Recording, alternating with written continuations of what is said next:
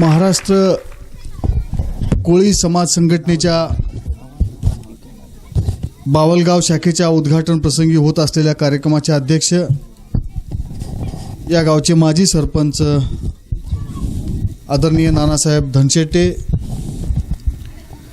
या ठिकाणी आवर्जून उपस्थित असलेले आपल्या जिल्हा परिषद मतदारसंघाचे तरुण तडफदार आणि अत्यंत कर्तव्यदक्ष असे आमचे जिल्हा परिषदेतील सहकारी मित्र माननीय सुदर्शनजी मुंडे पाटील, या ठिकाणी उपस्थित असलेले काँग्रेस पक्षाचे तरुण नेतृत्व श्रीयुत अनिलरावजी चव्हाण, व्यासपीठावर उपस्थित असलेले कबन सांगवीचे माजी सरपंच माननीय बसवराजजी नीला, या गावचे विद्यमान सरपंच माननीय बालाजीरावजी कलबले, तंटामुक्त समितीचे अध्यक्ष माननीय वसंतरावजी ढवळे, या गावचे माजी सरपंच तानाजी बजगिरे, श्रीराम धनशेट्टे, या ठिकाणी उपस्थित असलेले नांदगाव शाळेचे मुख्याध्यापक आणि आमचे शेजारी माननीय भंडारी गुरुजी, या ठिकाणी व्यासपीठावर उपस्थित असलेले माननीय पुण्यनगरीचे पत्रकार शिवाजीरावजी बर्चे साहेब,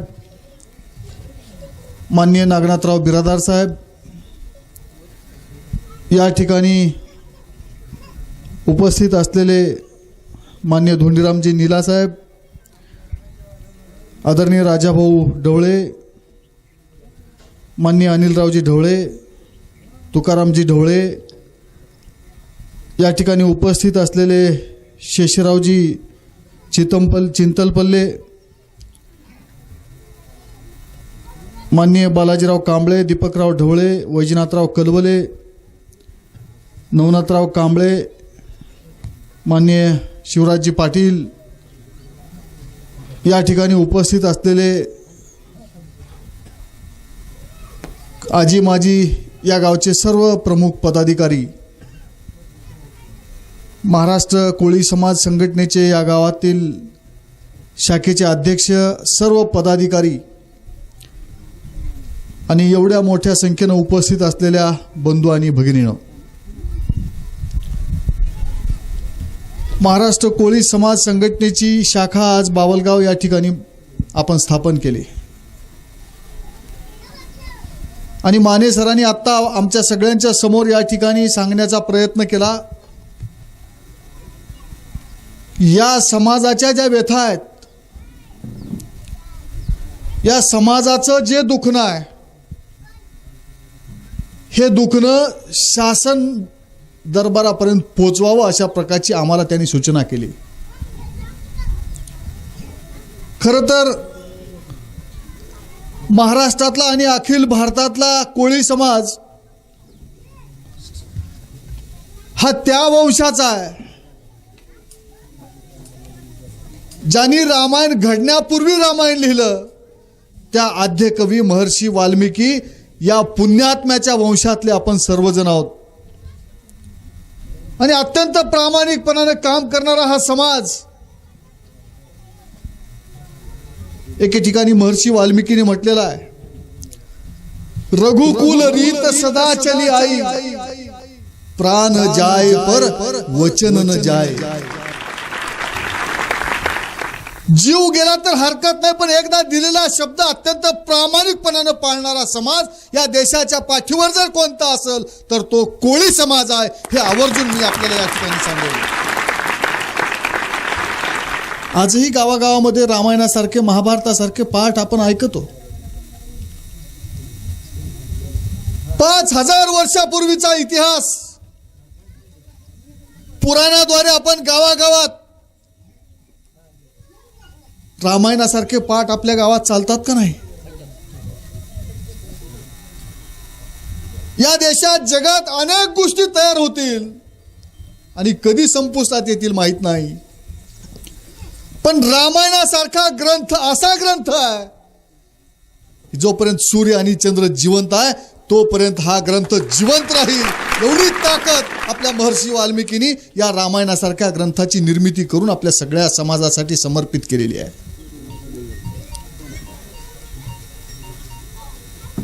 आपल्या पत्नीनं दिलेल्या शब्दाला दशरथ जागवतात.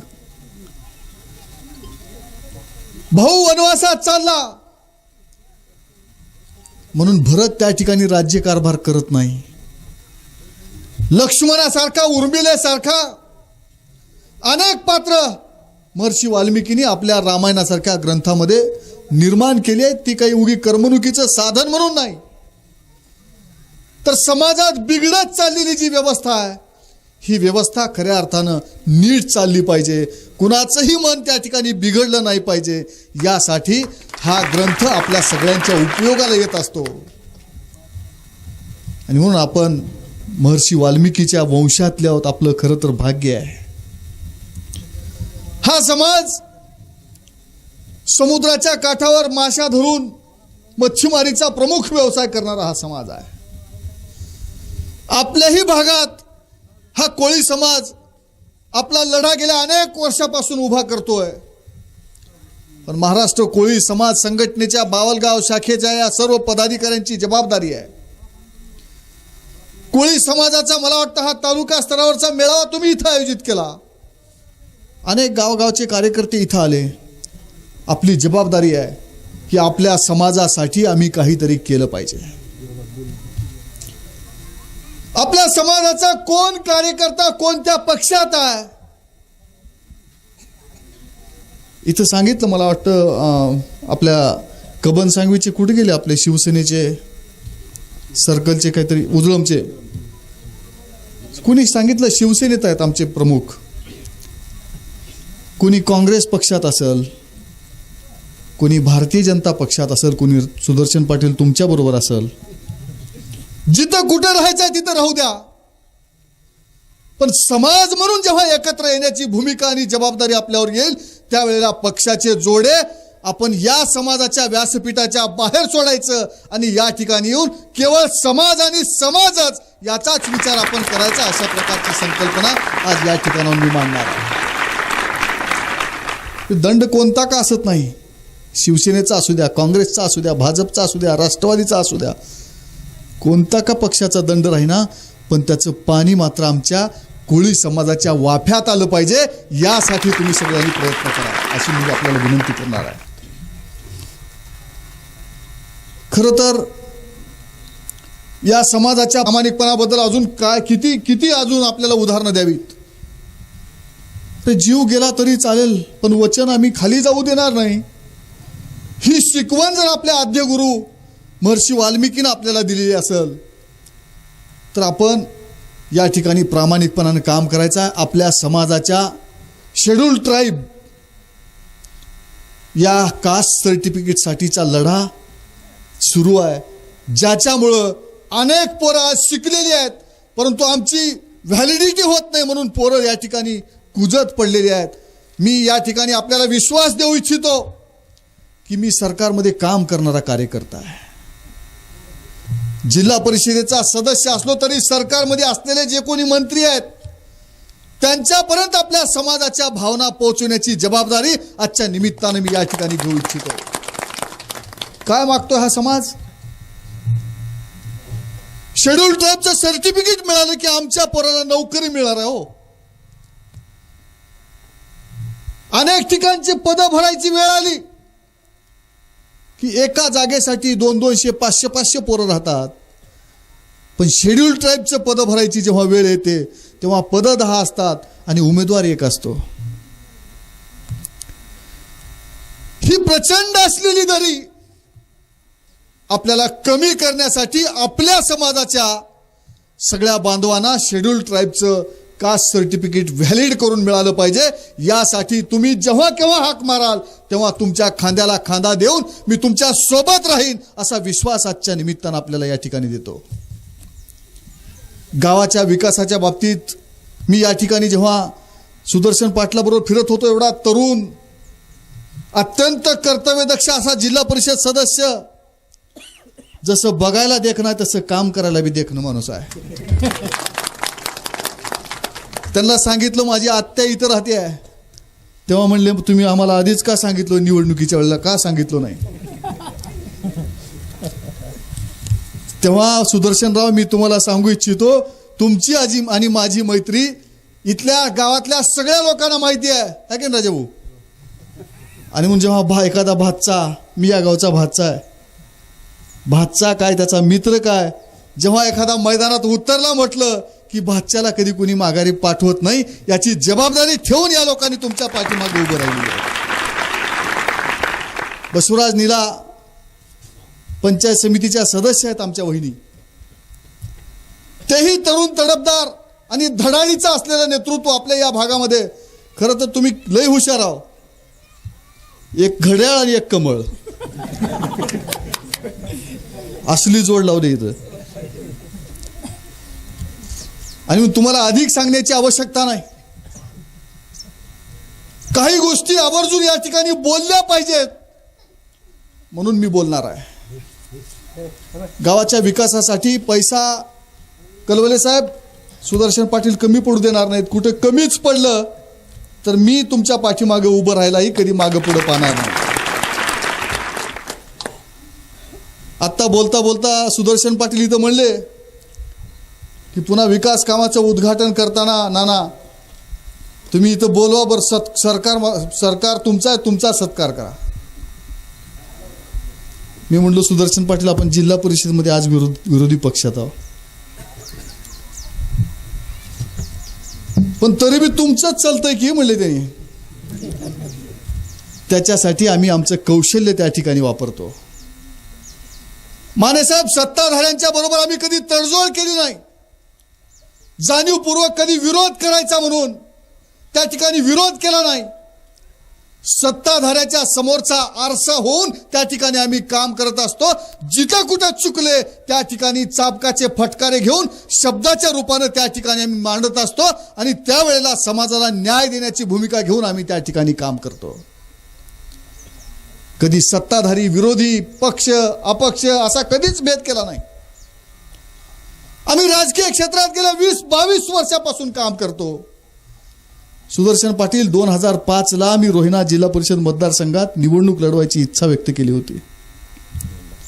2002ला तेव्हा जमलनी आमचे बसवराजजी म्हणाले की मला उभं राहायचं आहे. मी म्हणलो मला उभार द्या. ते आम्हाला दोघाला बी घातले बाजूला आणि माकणे साहेब आले. माकणे साहेब आले बी आणि गेले बी. पण समाजाच्या बरोबरची नाळ आम्ही कधी तोडू दिली नाही, कधीच तोडू दिली नाही, तुटू दिली नाही. कधीही कोणी उपेक्षित माणूस हाक मारला त्या हाकेला ओ देण्याची भूमिका घेऊन आम्ही गेल्या 20-22 वर्षात काम करतोय. तोंडार जिल्हा परिषद मतदारसंघात माझं गाव नाही. काही गावात तर गेल्यानंतर पिण्यासाठी पाणी द्यायला कोणी सोयरा नाही. आणि असं असलं तरी केवळ कामाच्या जोरावर आणि प्रामाणिकपणावर विश्वास लोकांनी टाकला आणि जिल्ह्यात सगळ्यात जास्त मतांनी पैशासहित 3,500 जास्त मताच्या फरकानं लोकांनी निवडून दिलं.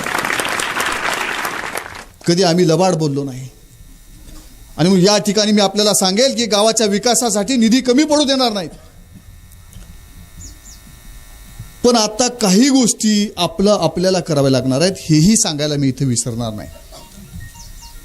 गावात पिण्याच्या पाण्याची काय परिस्थिती आहे सरपंच? सध्या बरी आहे. कशामुळे बरी आहे? जवळ तळ आहे म्हणून का? नाही बोर ती बी अर्धा झालाय आता 8 रोज गुचक्या मार झाले. आता बोर थोड्या गुचक्या मार झाले. आमच्या भागात तर आता 700 फूट गाठलं तरी बी धुराळा आहे. आपल्याला थोडं आता 700 फुटावर धुराळा. प्यायला पाणी मिळत नाही. 1972ला प्रचंड असा दुष्काळ पडला होता. आम्ही दुष्काळात जन्मलो. सांगते आमची आई वडील सगळे तेव्हाचे, जो दुष्काळ प्रत्यक्षात ज्यांनी पाहिलेला आहे ते सगळेजण आज सांगतात की दुष्काळ होता पण प्यायला पाणी कमी नव्हतं, खायला अन्न मिळत नव्हतं. ही गोष्ट खरी आहे. आज आमचा देश अर्ध्या जगाला अन्न पुरवेल एवढं अन्न आमच्याकडे आहे, पण पिण्यासाठी 700 फुटापर्यंत खोल जावं लागतं. आज तुमचा बोर चालू आहे, तुमच्या उशाला इकडे तळा म्हणून थोडं बोर चलत असेल. गेल्या 3 वर्षापासून आपल्या भागामध्ये पाऊस कमी पडतोय. 200-300 मिलीमीटर पेक्षा पाऊस आता आपल्याकडे जास्त होतच नाही. आणि मग जर 300 मिलीमीटरचा पाऊस आमच्याकडे पडतोय, पडल्यानंतर आपल्या प्रत्येकाच्या तोंडात काय आहे? आबा बाबा भयंकर दुष्काळ, अफाट दुष्काळ आहे. काही शेतकऱ्यांनी सावकाराचं कर्ज घेतलेलं असतं, बँकेचं कर्ज असतं. मग आमचा शेतकरी उगाच मनाला खायला लागतो. कुणी असा आत्महत्या वगैरे करण्याचा विचार आपल्या भागातले लोक आणणार नाहीत. पण महाराष्ट्रभरामध्ये अनेक शेतकरी आत्महत्या करत आहेत. त्याचं कारण आहे पाऊस कमी पडला म्हणून. आमच्याकडे कुठं 50,000 लाख 2 लाख रुपये कर्ज झालं म्हणलं की लिंबाचं झाड आणि दोरी हातात. आम्ही विचार केला पाहिजे, कोट्यावधी रुपये उचलणारे माणसं आम्ही कर्ज काढला हे कधी त्यांच्या डोक्यात राहतच नाही. कर्ज माघारीच द्यायचं नाही तर त्याचा विचार कशाला करायचा? तर करोडो रुपये उचलणारे माणसं त्या ठिकाणी बेशरमासारखं वागणार असतील तर आम्ही 1-2 लाख रुपयेवाल्यांनी अजिबात घाबरायचं कारण नाही. सगळ्या सावकारांना सांगा, बाबा थांब जरा, आजचे दिवस काही राहणार नाहीत, आजचे दिन येणार आहेत. चालू झाले सुदर्शन पाटील, चालू झाले आजचे दिन. 70 हजार कोटी रुपये पाण्यासाठी, 70 हजार कोटी रुपये खर्चिल्यानंतर मी प्यायला पाणी मागितलं की काय दिले माहित आहे? मात्र एक अत्यंत सोपी योजना आपल्यासाठी आली आहे. जलयुक्त शिवार अभियानामध्ये आपलं गाव यावर्षी आलेलं आहे. जलयुक्त शिवार अभियानात आपलं गाव आलं. आज पिण्यासाठी तुम्हाला पाणी मिळतंय, पण शेताला प्यायला पाणी मिळतं, शेताला द्यायला पाणी मिळतं का हो? किती दिवसापासून आपल्या काळ्या आईची तहान भागली नाही. गेल्या सतत 3 वर्षापासून आम्ही आमच्या शेतात पाणी देऊ शकलो नाही. पश्चिम महाराष्ट्र असेल, राजस्थान असेल, इस्रायल असेल, ही सगळी नावं शिवाजी मामा इस्रायल सारखं उदाहरण आपण सगळ्या देशातले लोक, जगातले लोक इस्रायलला शेती बघायला जातात. काय आहे हो तिथं? नाना याचा विचार केला पाहिजे. इस्रायल सारखा देश, त्या देशातली जमीन चांगली नाही. कुठं जमिनीत माती दिसत नाही, सगळे दगड दिसतात, सगळा माळ दिसतो. तिथं पाऊस किती पडतो? आपल्या भागात 300 मिलीमीटरचा पाऊस पडला म्हणलं की दुष्काळ. पण आपल्या भागामध्ये एखादा मोठा पाऊस पडला म्हटलं की 200-200 मिलीमीटरचा पाऊस एकाच वेळेला पडतो. आणि त्या इस्रायलमध्ये वर्षभराचा पाऊस 250 मिलीमीटरच्या पेक्षा जास्त कधीच पडत नाही. आमच्याकडे 1000 मिलीमीटर पाऊस पडतो. 300 मिलीमीटर पडला म्हणलं की दुष्काळ. पण इस्रायलमध्ये जर 250 मिलीमीटर पाऊस पडतो. जमीन आपल्यासारखी सुपीक नाही. आणि असं असतानाही त्या ठिकाणी इस्रायलचं तंत्रज्ञान कृषीच्या बाबतीतलं सगळ्या जगाला मार्गदर्शन करण्यासारखं आहे. त्याचं रहस्य काय? काय केलं त्यांनी? इथल्या किती जणांना वाटतं की माझ्या शेतात 2 लाख रुपयाचं उत्पन्न होऊ नये, असं किती जणांना वाटतं? जरा सांगा बरं. सगळ्याला वाटतं माझ्या शेतात सुद्धा 2 लाख रुपये निघाले पाहिजेत. 100% तुमच्या शेतात 2-2 लाख रुपयाचं उत्पादन निघेल. त्याच्यासाठी वर्षभर आपल्याला पाणी आपल्या शेतीला मिळालं पाहिजे. आणि याचं नियोजन जर करायचं असेल तर जलयुक्त शिवार अभियान योजना ही अत्यंत स्वस्तातली योजना आपण आपल्या गावात राबवावं, अशा प्रकारची विनंती करायला मी आलोय. सरकारनं आपलं गाव जलयुक्त अभियानामध्ये घातलं, पण याच्यासाठी सरकार आपल्या गावाच्या आजूबाजूला असलेले जे नाले आहेत, जी नदी आहे, ही नदी मोठी करायची जबाबदारी सरकार घेणार नाही. या गोष्टीसाठी गावातल्या आपल्या सगळ्या लोकांनी चंदा जमा करायचा. हे शक्य आहे का नाही? दुष्काळ आहे, दुष्काळ. पैसे जमा करायचं म्हणजे दुष्काळ आहे. भागवतांना आपले सगळ्यांचे गुरु आहेत हरिभक्त परायण भागवतांनानी जर सांगितले की पुढच्या वर्षीचा सप्ताह बावलगावमध्ये करायचा आहे, तर बावलगावमध्ये मला माहित आहे एका बैठकीत 20 लाख रुपये जमा होऊ शकतात. एवढी ताकद इथल्या सगळ्या माणसांमध्ये आहे. डिग्रसला सप्ताह झाला, 12 वर्षापूर्वी डिग्रसला सप्ताह झाला, तिथल्या लोकांनी 20 लाख रुपये जमा केले. वायगावमध्ये सप्ताह झाला, 20 लाख रुपये जमा केले. शिरोळपाळमध्ये झाला, तिथंही तेवढेच पैसे. दरवर्षी सप्त्यासाठी आम्ही 20-20 लाख रुपये जमा करतो. पण सप्ताह झाल्यानंतर त्या संताच्या पदस्पर्शानं गाव पुनीत होतो. चांगले विचार आपल्या मस्तकात जातात. आपल्या सगळ्याचं अंतःकरण शुद्ध करण्याचा प्रयत्न त्या ठिकाणी संत करत असतात. पण 14 दिवसाचा सप्ताह झाल्यानंतर किती जणांनी मृदंग वाजवायला शिकले हो? गावातले सप्ताह केलेल्या गावातले किती लोक कीर्तन करायला शिकले? किती जण गायला शिकले? 1-2% तर फरक पडत असेल का? 20-20 लाख रुपये घालतो आम्ही, घातले पाहिजेत, तेही आवश्यक आहेत. एखादं मंदिर गावात बांधायचं आहे, या मंदिरासाठी कोण निधी दिला हो? कुणाचे घेतले? नाही, गावातले काही दिला का नाही पैसे याला? अरे घराघरात आपण पैसे जमा करता, त्यावेळेला 2.5 लाख रुपये गावातल्या लोकांनी या मंदिरासाठी जमा केलं. मंदिरही आवश्यक आहे, याच्या आम्ही विरोधात कधीच नाही. आम्हाला महादेवाचं मंदिर, मारुतीचं मंदिर, अंबाबाईचं मंदिर, सगळ्या देवाचं मंदिर पाहिजे. पण जलमंदिराचा विचार आम्ही कधी करणार आहोत, या गोष्टीचा विचार आजच्या निमित्तानं आपण सगळ्यांनी करावं, ही विनंती करायला मी आलो आहे. जर आपल्या भागात दुष्काळ आहे म्हणून किती जणांनी चहा प्यायचं सोडले हो? सकाळी सकाळी चहा प्यायचं किती जणांनी सोडले? जरा करा बरं हात वरी. जेवण कोण कोण सोडलंय? गावाला जायचं कोण कोण सोडलंय? मोटरसायकलला पेट्रोल घालायचं किती जणांनी कमी केल्यात? माल टाकणाऱ्यांनी माल किती जणांनी सोडल्यात?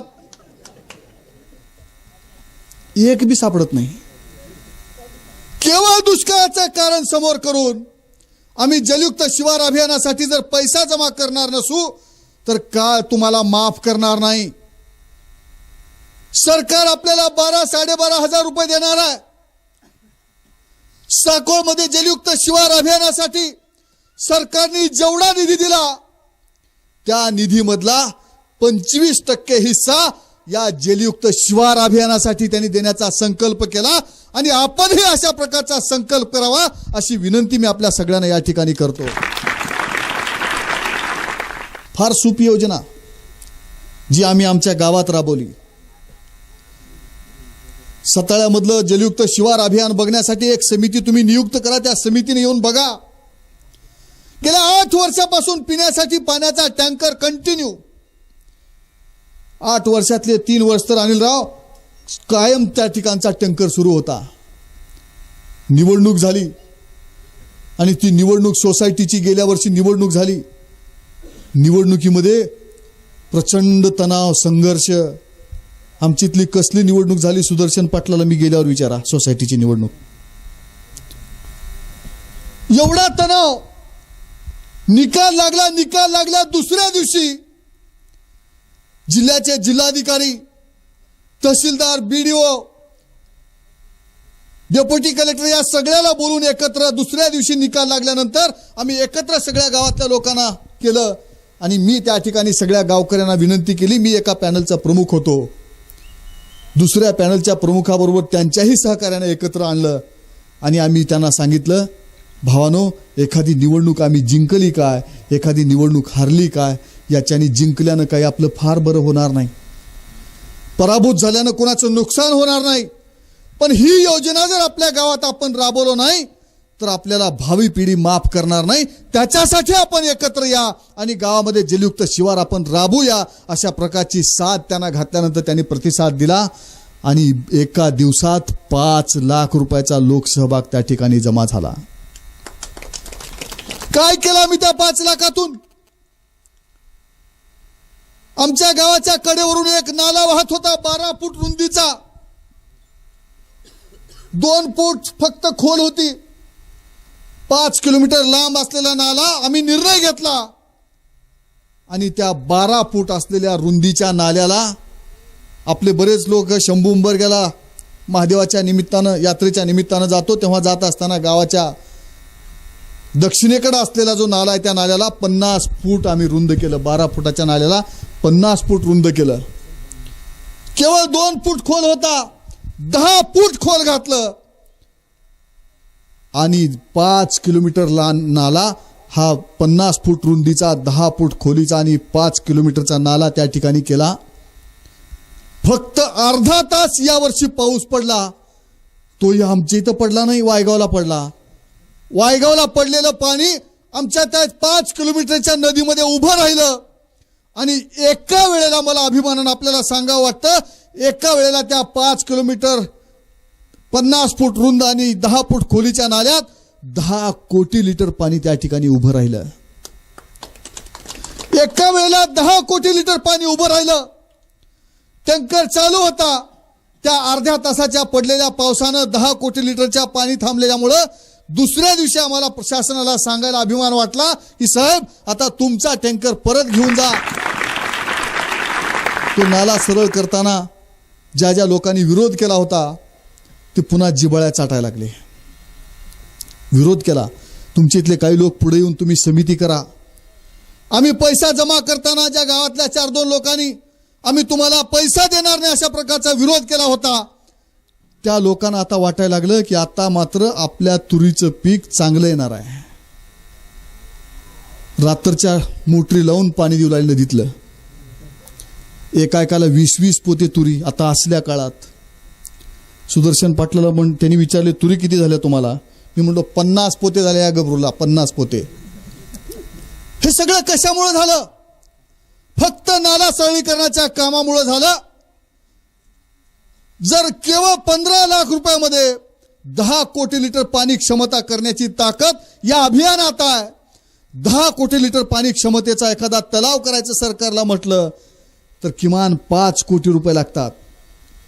आणि म्हणून आपण निर्णय घ्या, केवळ गावाच्या पिण्याच्या पाण्यासाठी नाही तर आपल्या परिसरातली सगळी शेती सुधारण्यासाठी या जलयुक्त शिवार अभियानाकडे तुम्ही बघा अशा प्रकारची विनंती करतो. आणि सरकारचं आलेलं अनुदान प्रामाणिकपणानं प्रत्येकाने आजच्या या पवित्र दिनाच्या निमित्तानं संकल्प करा आणि शपथ घ्या, 25% माझा हिस्सा या जलयुक्त शिवार अभियानासाठी मला द्यायचा आहे अशा प्रकारचा संकल्प करा अशी विनंती मी आपल्याला करतो. समिती समोर करा, 10-11 लोकांची समिती करा आणि हिशोब ठेवा. बऱ्याच वेळा समिती समोर आली म्हटलं की गावातले लोक ज्याला काहीच देणं घेणं राहत नाही ह्यानं म्हणायला सुरू करते, हे लय आहे ह्याच्यात, काय काय हाणणार आहे की? काही हाणायचं नाही ह्याला बाबा, गावाच्या विकासासाठी काहीतरी करायचं आहे. एखादा रस्ता आता केलेला कधी उखडून जाईल, एखादी बांधलेली इमारत 10-20 वर्षानंतर पडेल, पण हे काम केलेलं तुम्हाला चिरकाल टिकणार आहे.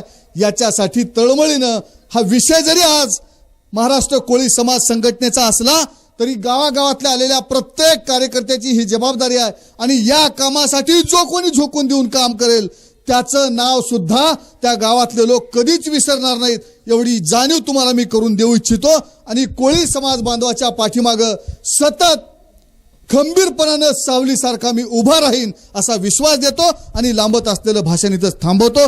जय हिंद, जय महाराष्ट्र.